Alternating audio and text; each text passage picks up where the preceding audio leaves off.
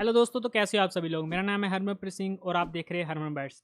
तो आज की इस वीडियो में मैं आपको हैकर रैंक का एक क्वेश्चन सोल्व करके बताऊंगा जिसका नाम है पाइलिंग अप। तो आज की हमारी जो ये वीडियो है ये 3 सेक्शंस में डिवाइड होगी। फर्स्ट सेक्शन में मैं आपको प्रॉब्लम के बारे में बताऊंगा कि प्रॉब्लम है क्या। सेकंड सेक्शन में मैं आपको कुछ टेस्ट के सोल्व करके बताऊंगा बिना कोड के। उसके बाद लास्ट सेक्शन में हम इसका कोड लिख के देखेंगे। और अगर आप सिर्फ कोड देखना चाहते हो, आपको प्रॉब्लम भी पता है और आपको काइंड ऑफ उसका सोल्यूशन भी पता है, बट आपको इंप्लीमेंट नहीं करना आ रहा, तो आप सीधा कोड वाले सेक्शन में जा सकते हो। टाइम स्टैम्प मैंने डिस्क्रिप्शन में दिए हुए हैं।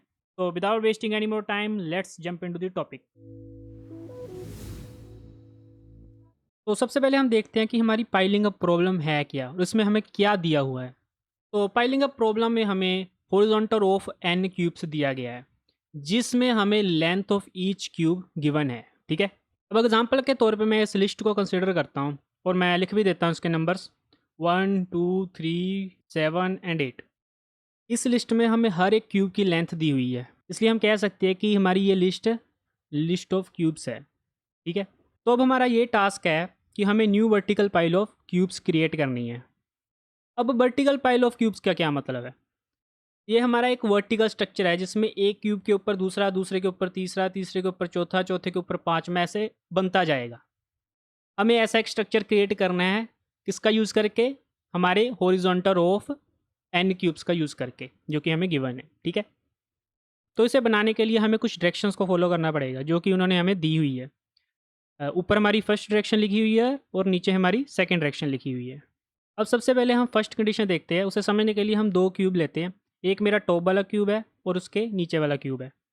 अब कंडीशन के अकॉर्डिंग जो भी ब्लॉक मेरा टॉप पे है उसकी लेंथ अपने नीचे वाले ब्लॉक से जा तो कम होनी चाहिए, जा तो उसके बराबर होनी चाहिए। जैसे कि अगर इस क्यूब की लेंथ 4 है तो इसके ऊपर वाला जो क्यूब है उसकी लेंथ या तो 4 होगी या तो 4 से कम होनी चाहिए। ठीक है, तो ये हमारी फर्स्ट कंडीशन थी। अगर इसमें हमारे टॉप वाले क्यूब की लेंथ नीचे वाले क्यूब से ज़्यादा हो जाती तो हमारी ये कंडीशन रॉन्ग हो जाती। ठीक है, तो अब हमारी सेकंड कंडीशन क्या कहती है कि जब भी हम हमारी vertical pile of cubes create करेंगे तो हम जो भी हमारी हॉरिजॉन्टल रो ऑफ क्यूब्स है उसमें से जा तो अपने लेफ्ट मोस्ट क्यूब को सिलेक्ट करेंगे, जा तो राइट मोस्ट क्यूब को सिलेक्ट करेंगे। हम किसी भी मिडल वाले क्यूब को सिलेक्ट नहीं कर सकते।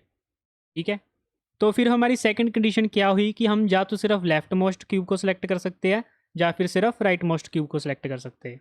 अब उन्होंने कहा है if it is possible to stack the cubes, तो हमें येस प्रिंट करवाना है, अदरवाइज हमें नो प्रिंट करवाना है। अब देखो, अगर हम इन दोनों कंडीशंस को फुलफिल करते हुए हमारी vertical pile of cubes create कर सकते हैं। जैसे कि इस केस में हमारी वर्टिकल पाइल ऑफ क्यूब क्या होगी, 8 7 3 2 एंड 1। और अगर आप इसमें देखोगे कि जो भी हमारा टॉप वाला एलिमेंट है वो अपने प्रीवियस एलिमेंट से लेस देन इक्वल टू है।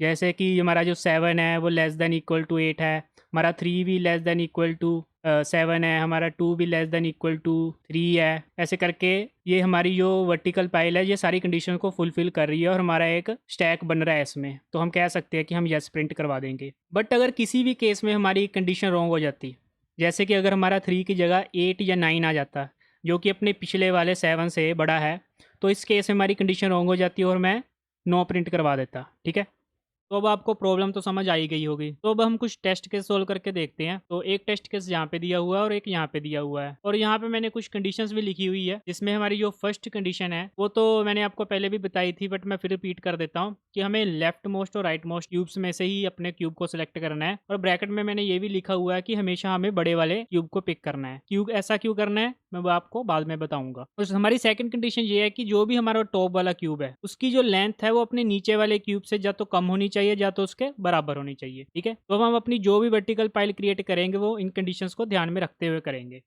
तो अब हम अपना ये वाला टेस्ट के सोल्व करना शुरू करते हैं। तो इसमें हमारा लेफ्ट मोस्ट और राइट मोस्ट एलिमेंट कौन सा है, तो हमारा लेफ्ट मोस्ट एलिमेंट ये है और राइट मोस्ट एलिमेंट ये है। और स्टार्टिंग में हमारे पास ये भी है कि हमारे पास कोई क्यूब नहीं है कि जिसके साथ हम अपनी सेकंड कंडीशन को टेस्ट कर सके, तो इसलिए हम स्टार्टिंग में कोई भी क्यूब सेलेक्ट कर सकते हैं अपने लेफ्ट मोस्ट और राइट मोस्ट में से, बट हम बड़ा वाला सेलेक्ट करेंगे। ठीक है, तो फिलहाल हमारा जो लेफ्ट मोस्ट और राइट मोस्ट क्यूब है उन दोनों की लेंथ सेम है, तो उन दोनों में से मैं कोई भी सिलेक्ट कर सकता हूँ, बट मैं अपना लेफ्ट मोस्ट वाला सेलेक्ट करता हूँ। ठीक है, तो अब ये हमारी वर्टिकल पाइल का फर्स्ट क्यूब है जिसकी हमारी लेंथ 4 है। ठीक है, तो अब मैंने जो क्यूब सेलेक्ट किया उस क्यूब को मैं गिवन लिस्ट में से काट देता हूँ। तो अब इसे काटने के बाद मेरा जो लेफ्ट मोस्ट क्यूब है वो ये वाला बन जाएगा। अब मुझे इस क्यूब और इस क्यूब में से बड़ा वाला सेलेक्ट करना है, तो मैं राइट मोस्ट वाला सेलेक्ट कर लेता हूँ जो कि बड़ा है, और उसे मैं अपने प्रीवियस वाले क्यूब के साथ कंपेयर करके देखता हूँ कि अगर ये उससे छोटा या उसके बराबर है तो मैं इसे सेलेक्ट कर लूँगा। तो हाँ, ये मेरा जो क्यूब है ये इस कंडीशन को फुलफ़िल कर रहा है, तो मैं इसे पिक कर लेता हूँ, ठीक है। तो अब मैं इस क्यूब को भी काट देता हूँ और अब मेरा राइट मोस्ट क्यूब कौन-सा है? मेरा राइट मोस्ट क्यूब ये वाला बन गया है। अब मुझे इस क्यूब और इस क्यूब में से सिलेक्ट करना है कि कौन-सा सही रहेगा। अब देखो दोनों की वैल्यू सेम है तो मैं ये वाला सिलेक्ट कर लेता हूँ और मैं ऐसे कंपेयर करके देखता हूँ पिछले वाले क्यूब के साथ कि अगर ये हमारी कंडीशन को सैटिस्फाई करता है तो मैं इसे सिलेक्ट कर लूँगा। तो हाँ, ये मेरी कंडीशन को सैटिस्फाई कर रहा है तो मैं इसे सिलेक्ट कर लेता हूँ और इसकी मैं लेंथ लिख देता हूँ। ठीक है? तो अब मैं अपने इस क्यूब को भी काट देता हूँ और अब मेरा लेफ्ट मोस्ट जो क्यूब है वो कौन-सा बन गया? वो ये वाला बन गया, ठीक है? अब मुझे इस और इसमें से सिलेक्ट करना है, तो मैं ये वाला सिलेक्ट कर लेता हूँ क्योंकि बड़ा है। अब मैं इसको पिछले वाले क्यूब से कंपेयर करता हूँ, तो दोनों की लेंथ सेम है, तो मैं इसे रख सकता हूँ, तो मैं इसे रख लेता हूँ। तो मैं इसकी वैल्यू भी लिख देता हूँ, जो इसकी लेंथ है, ठीक है? तो अब मैं इसको भी अपनी लिस्ट में से काट देता हूँ। तो ये मैं इसको काट देता हूँ और इसे काटने के बाद मेरा अब राइट मोस्ट कौन-सा बन गया? मेरा राइट मोस्ट ये 1 लेंथ वाला क्यूब बन गया है। अब इन दोनों में से बड़ा कौन-सा है? बड़ा ये वाला है, तो मैं इसे सेलेक्ट कर लेता हूँ। तो क्या ये पिछले वाले क्यूब से छोटा है या उसके बराबर है? छोटा है तो मैं इसे लिख देता हूँ और ये मेरा एक और क्यूब आ गया। अब देखो मैं ये वाला भी काट देता हूँ। तो इसे काटने के बाद अब देखो मेरा जो लेफ्ट मोस्ट और राइट मोस्ट है वो दोनों सेम ही हो गए हैं। तो अब देखो एक ही बचा है, तो क्या वो जो मेरा एक बचा है उसकी लेंथ अपने पिछले वाले से कम या उसके बराबर है? तो उससे कम है, तो हाँ, मैं इसे सिलेक्ट कर लेता हूँ। तो अब देखो मैंने क्या किया कि मैंने जो भी वर्टिकल मेरी पाइल है, वो इस कंडीशन को फुलफ़िल करती हुई पूरी बन गई है। तो मैं क्या करूँगा कि अब येस प्रिंट करवा सकता हूँ, ठीक है? तो ये तो मेरा एक केस था जो मैंने आपको अभी सोल्व करके बताया। अब मैं आपको दूसरा केस सोल्व करके बताता हूँ जो कि नीचे दिया हुआ है। तो अब इसमें देखो कि हमारा लेफ्ट मोस्ट क्यूब ये वाला है और हमारा राइट मोस्ट क्यूब ये वाला है। अब इन दोनों में से देखो हमारा बड़ा कौन-सा है? बड़ा हमारा 2 है। तो ये लेंथ वाला 2 लेंथ वाला क्यूब मैं सेलेक्ट कर लेता हूँ। और इसके बाद क्या करता हूँ, मैं इसको लिस्ट में से काट देता हूँ और मेरा राइट मोस्ट क्यूब कौन-सा बन जाएगा? मेरा राइट मोस्ट क्यूब ये 3 लेंथ वाला बन जाएगा। अब देखो इन दोनों में से अगर मैं 3 लेंथ वाला सेलेक्ट करता हूँ तो ये मेरी कंडीशन को डिनाई कर देगा। क्योंकि जो हमारा टॉप वाला क्यूब है उसकी लेंथ अपने पिछले वाले क्यूब से ज़्यादा नहीं होनी चाहिए। और दूसरा क्या है कि अगर मैं एक भी सेलेक्ट कर लेता हूँ तो बाद में जब हमारी लिस्ट में हम आगे जाएँगे अगला क्यूब सेलेक्ट करने के लिए तो वो बड़ा वाला वापस आ जाएगा। तो उस केस में भी हमारा जो कंडीशन है वो गलत हो जाएगी। तो अब इस पॉइंट में मैं क्या करूँगा कि मैं नो प्रिंट करवा दूँगा, ठीक है? तो अब इस अप्रोच से हमें कुछ चीज़ों का पता लगता है। फर्स्ट हमारे कुछ वेरिएबल्स हैं जैसे कि हमारा राइट मोस्ट और लेफ्ट मोस्ट वेरिएबल है। हमारे राइट मोस्ट वेरिएबल की वैल्यू -1 है और लेफ्ट मोस्ट वेरिएबल की वैल्यू 0 है।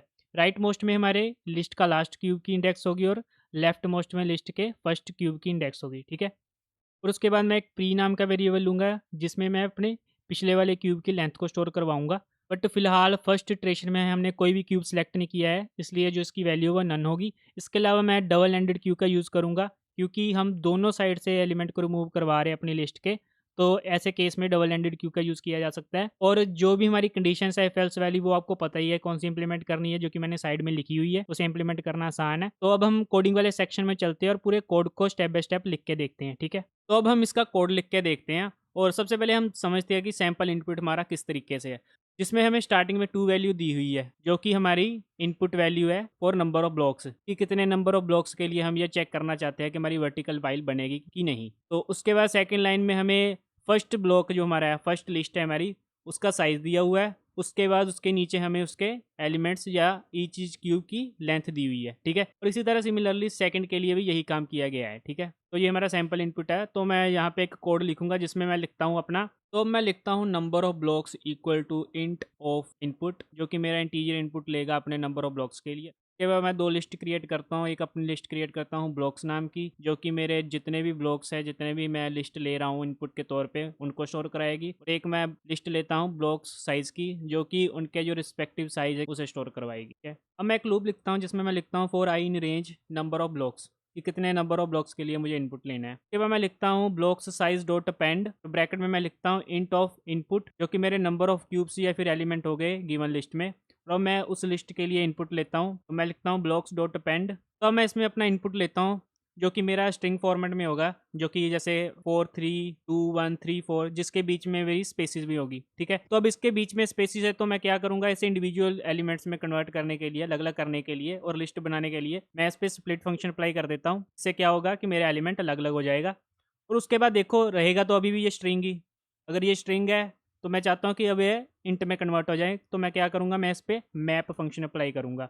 और मैप फंक्शन में मैं एक साइड मेरा इंट होगा और दूसरी तरफ मेरी लिस्ट होगी, ठीक है। और उसके बाद क्या होगा कि मेरा हर एक एलिमेंट स्ट्रिंग से इंट में कन्वर्ट हो जाएगा। और उसके बाद मैं चाहता हूँ कि जो कि मेरा आउटपुट मुझे मिला है मैप फंक्शन के थ्रू, वो लिस्ट में नहीं है, वो लिस्ट फॉर्म में नहीं है, तो मैं उसे लिस्ट में कन्वर्ट करना चाहता हूँ। तो मैं सारे पे लिस्ट अप्लाई कर दूंगा, तो मेरे पास जो रिजल्ट आएगा वो सारा मेरा किस में पेंड होगा, मेरा ब्लॉक्स में पेंड होगा, ठीक है। अब मैं एक फॉर लूप लिखता हूँ जिसमें मैं एक फंक्शन रन करूंगा ये पता लगाने के लिए जो भी मुझे लिस्ट दी गई है अपने क्यूब्स की, क्या वो वर्टिकल पाइल क्रिएट कर सकती है कि नहीं। तो इसके लिए मैं एक फंक्शन भी क्रिएट करूंगा जिसका नाम होगा वर्टिकल पाइल करके, और ये फंक्शन हमारा ब्लॉक साइज और ब्लॉक को इनपुट में लेगा। तो मैं ऊपर एक वर्टिकल पाइल नाम का फंक्शन डिफाइन करता हूँ जो कि हमारा इनपुट में ब्लॉक साइज और ब्लॉक को ले रहा है, ठीक है। अब जैसे मैंने आपको प्रॉब्लम में पीछे समझाया था कि हमें 3 वेरिएबल्स की जरूरत पड़ेगी, तो मैं अब उन 3 वेरिएबल्स को लिख लेता हूँ। सबसे पहले मैं प्रीवियस क्यूब की लेंथ को स्टोर करवाने के लिए एक वेरिएबल लेता हूँ जिसका नाम है प्री, उसकी वैल्यू अभी नन है।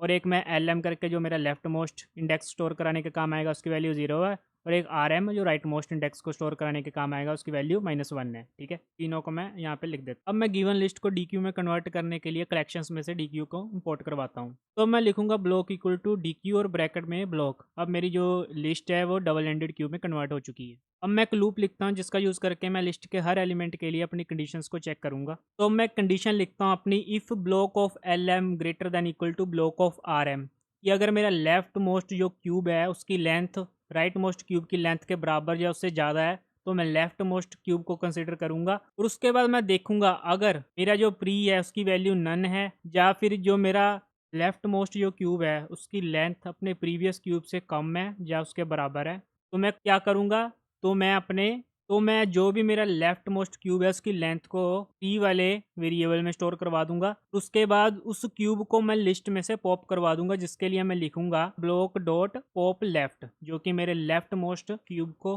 लिस्ट में से रिमूव कर देगा, ठीक है।